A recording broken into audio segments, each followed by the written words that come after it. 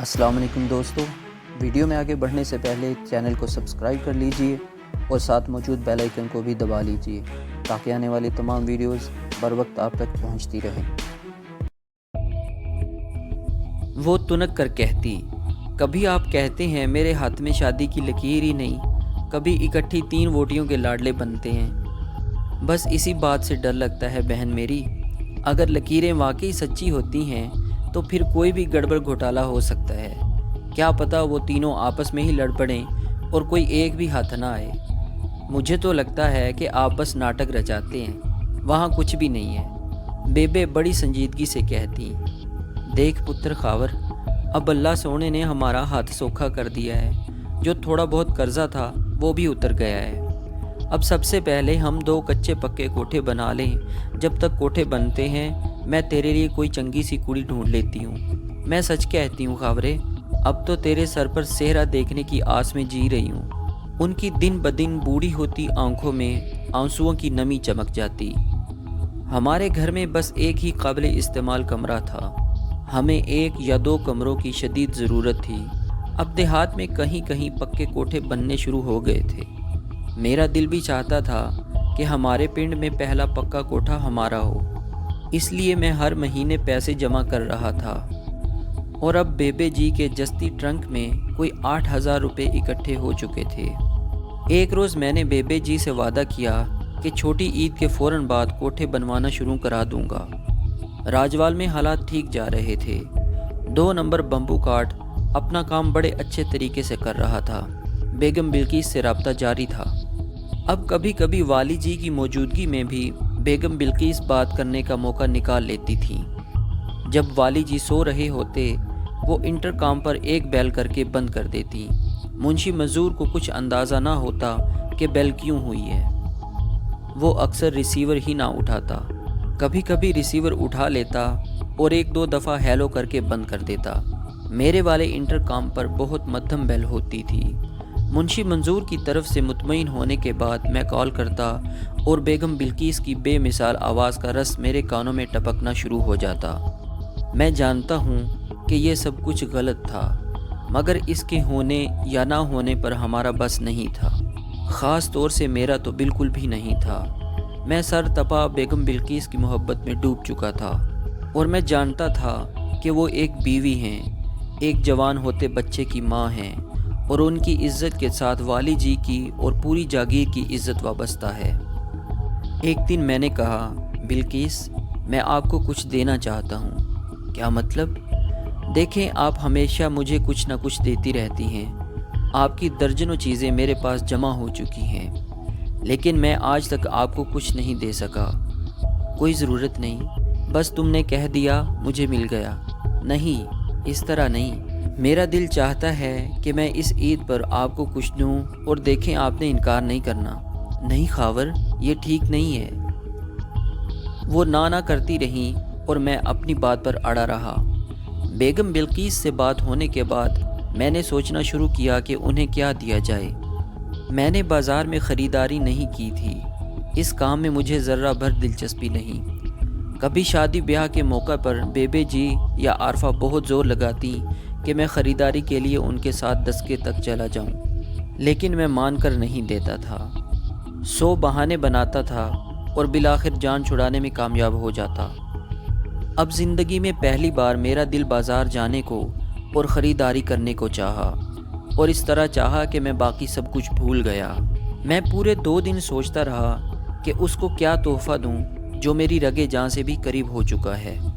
हर तोहफ़ा हकीर और हर इरादा छोटा महसूस हो रहा था। कोई ऐसी चीज़ दरकार थी जो मुख्तसर हो और कीमती भी। जाहिर है ये कोई तलाई जेवर ही हो सकता था। मुझे पता था कि बेगम बिल्किस एक जागीरदार बीवी हैं और उनके पास एक से बढ़कर एक गहना होगा। शादी के मौका पर मैंने उन्हें निहायत कीमती हार और झुमके पहने हुए देखा था। एक जागीरदार और एक मुलाजिम पेशा का मुकाबला कहाँ हो सकता था, लेकिन कम अज़ कम इस तोहफे के हवाले से मैं पीछे रहना नहीं चाहता था। मैं एक दिन लाहौर पहुंचा और रोज़े की हालत में सारा दिन सूहा बाज़ार के चक्कर लगाता रहा। सूहा बाज़ार की दुकानें सोने चांदी के जेवरात से भरी हुई थीं ان میں کئی بہت بیش قیمت تھے، تاہم میری جیب میں صرف وہ 8,000 روپے تھے جو میں نے کئی ماہ میں جمع کیے تھے تاکہ 2 کوٹھے بن سکیں۔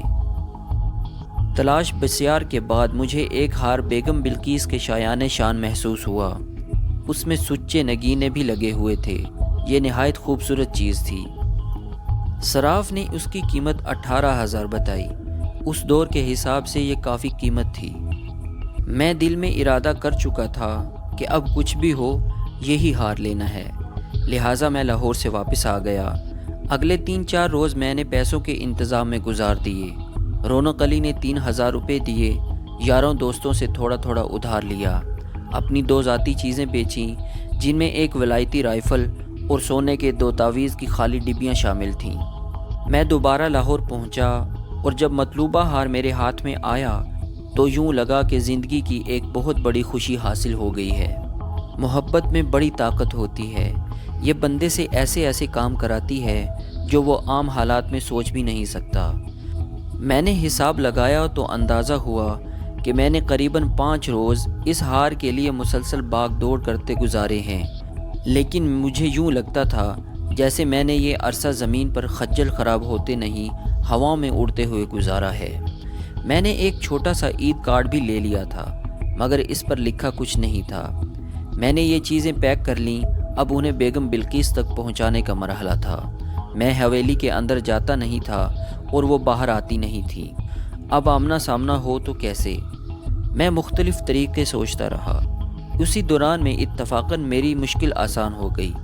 شاید اسی کو قسمت کا زور مارنا کہتے ہیں۔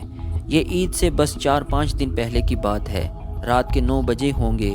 میں کمرے میں تھا اور نصر اللہ کے ساتھ بیٹھا مونگ پھلی ٹھکور رہا تھا۔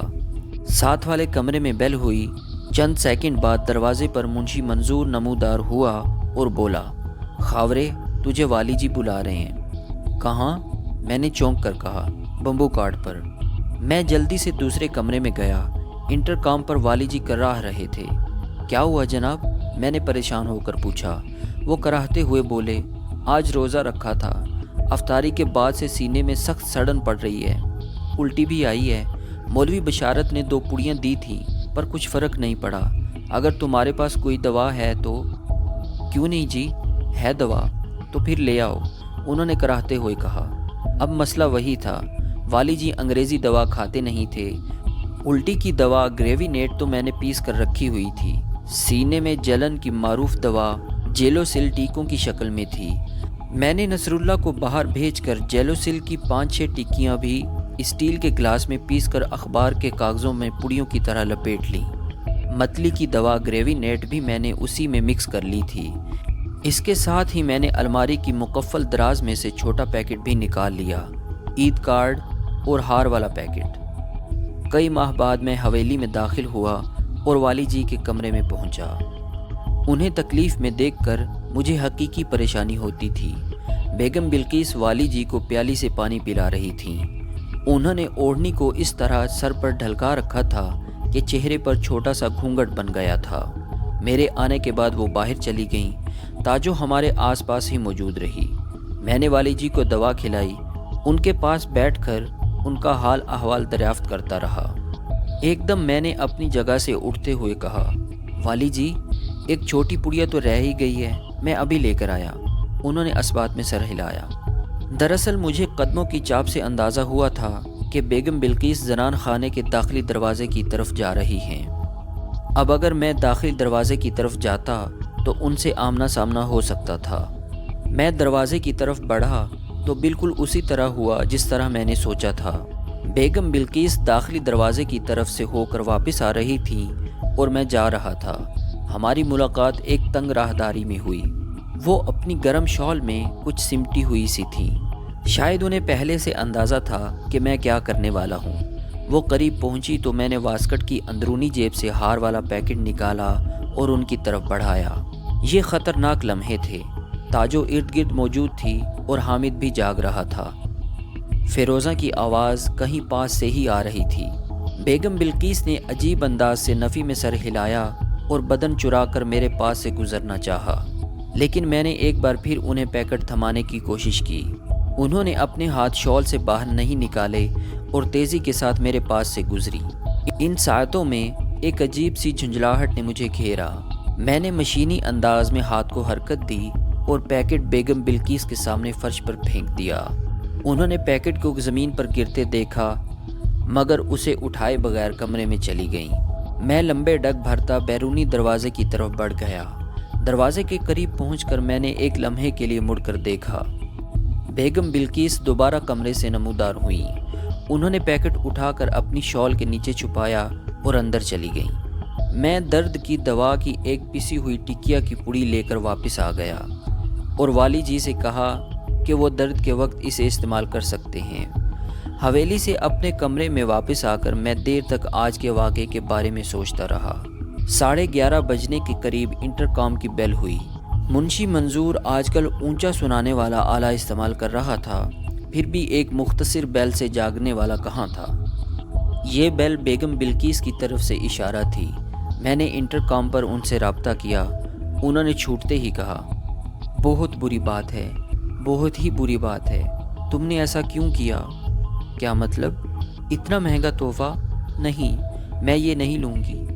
آپ نے لیا ہی کب ہے؟ میں تو پھینک کر آ گیا ہوں۔ اور ہاں، یہ کیا حرکت تھی؟ یہ کیوں کیا تم نے؟ اگر کوئی دیکھ لیتا تو پھر پتہ نہیں کیا ہو گیا تھا مجھے، بلکہ تب تو میرا دل چاہا تھا کہ میں اسے کہیں دور پھینکوں، کہیں کوڑے وغیرہ میں۔ خاور، یہ کیسی باتیں کر رہے ہو تم؟ میں نے گہری سانس لی۔ بلقیس، کبھی کبھی مجھے لگتا ہے کہ میں آپ کے لیے مستقل خطرہ بنا ہوا ہوں۔ آپ کی زندگی بھی میری وجہ سے مشکل میں ہے۔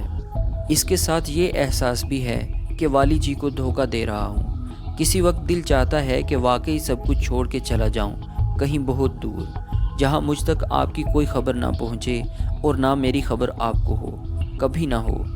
لگتا ہے ناراض ہو گئے ہو تم۔ نہیں بلقیس، یہ ناراضگی اپنے آپ سے ہے۔ یہ بات بھی بار بار ذہن میں آتی ہے کہ آخر اس سلسلے کا انجام کیا ہوگا، اور جس چیز کو کوئی انجام ہی نہ دیا جا سکتا ہو اسے جاری رکھنے سے کیا حاصل۔ اسی دوران والی جی کے مسلسل کھانسنے کی آواز آئی۔ بیگم بلقیس نے کہا، اچھا میں انہیں دیکھتی ہوں، بعد میں بات کریں گے۔ اس کے ساتھ ہی انٹرکام یعنی بمبو کارڈ بند ہو گیا۔ اگلے روز رات کو 9 بجے کے لگ بھگ مجھے والی جی کے بلاوے پر پھر حویلی جانا پڑا۔ ان کی متلی اب ٹھیک تھی، لیکن شام سے پیٹ میں مسلسل درد ہو رہا تھا، رنگ زرد دکھائی دیتا تھا۔ والی جی کو ڈسکا جانے اور ڈاکٹر کو دکھانے کا مشورہ دینا فضول تھا، انہوں نے ماننا ہی نہیں تھا۔ میں نے انہیں پیسی ہوئی ہیسکوپن کھلائی اور پیسی ہوئی جیلوسل کی ایک پڑیا بھی دی۔ میں ان کے پاس ہی بیٹھا رہا اور ارد گرد کی باتیں کرتا رہا۔ چودھری عزیز بیوی بچوں سمیت کسی شادی پر گجرانوالا میں تھا۔ درد کش دوا نے جلد ہی اثر کیا اور والی جی کی تکلیف بتدریج کم ہونے لگی۔ وہ بولے، خاور، یہ تیری دوائیں ہیں تو سنیاسی، پر ان میں سے بو وہی منحوس انگریزی دواؤں والی آتی ہے۔ آرام تو دیتی ہیں نا جی؟ ہاں، یہ بات تو ہے۔ مولوی بشارت کے نسخوں میں تو جیسے کوئی اثر ہی نہیں رہا۔ لگتا ہے جب سے اس نے دوجا بیاہ کیا ہے اس کے کام میں برکت ختم ہو گئی ہے، یا پھر یہ خود بچت کے نام پر برکت نکال لیتا ہے۔ ہم ادھر ادھر کی باتیں کرتے رہے۔ میں چونکہ ہر دوسرے تیسرے روز مچھلی فارم کا چکر لگا کر آتا تھا، اس لیے والی جی مجھ سے وہاں کی صورتحال دریافت کرنے لگے۔ پھر انہوں نے ایک قریبی ذمہ دار سے 10 نئے گھوڑے خریدنے کی بات چھیڑ دی۔ ان کا خیال تھا کہ سودے سے پہلے میں ایک بار چاچے عسکری کو ساتھ لے کر گھوڑوں کو دیکھ آؤں۔ باتیں کرتے کرتے ان کی آنکھیں بوجھل ہونے لگیں اور وہ سو گئے۔ درد سے نجات کے بعد عموماً مریض کے ساتھ ایسا ہی ہوتا ہے۔ آج تاجو بھی کہیں نظر نہیں آ رہی تھی، بس کبھی کبھی قریبی کمروں سے قدموں کی مدھم چاپ ابھرتی تھی۔ میرے اندازے کے مطابق یہ بیگم بلقیس ہی تھیں۔ میں اب جانا چاہتا تھا۔ میں کمرے کے دروازے تک پہنچا اور کھنکھار کر گلا صاف کیا تاکہ گھر والوں کو پتہ چل جائے کہ میں جا رہا ہوں۔ اسی وقت قریبی دروازے پر بیگم بلقیس نمودار ہوئیں۔ جا رہے ہو؟ انہوں نے پوچھا۔ میں نے اثبات میں جواب دیا اور زنان خانے کے بیرونی دروازے کی طرف بڑھنے کے لیے راہداری میں داخل ہوا۔ وہ اپنی جگہ کھڑی رہیں اور میری طرف دیکھتی رہیں۔ اچانک میرے رگو پے میں سنسنی دوڑ گئی، دل کی دھڑکنیں پورے جسم میں گونجنے لگیں۔ میں نے چونک کر ان کی طرف دیکھا۔ ان کی ناک کا کوکا لشکارے مار رہا تھا، ہونٹوں پر ایک دبی سی مسکراہٹ تھی۔ میرے پاؤں جیسے زمین نے جکڑ لیے۔ میں بیگم بلقیس کے مقابل قریباً 4 فٹ کی دوری پر کھڑا رہ گیا۔ یہ بڑے معنی خیز لمحے تھے۔ کچھ دیر بعد انہوں نے شیریں لہجے میں کہا، اب کھڑے کیوں ہو، جاتے کیوں نہیں؟ میں نے لرزتی آواز میں کہا، آپ کہتی ہیں تو چلا جاتا ہوں۔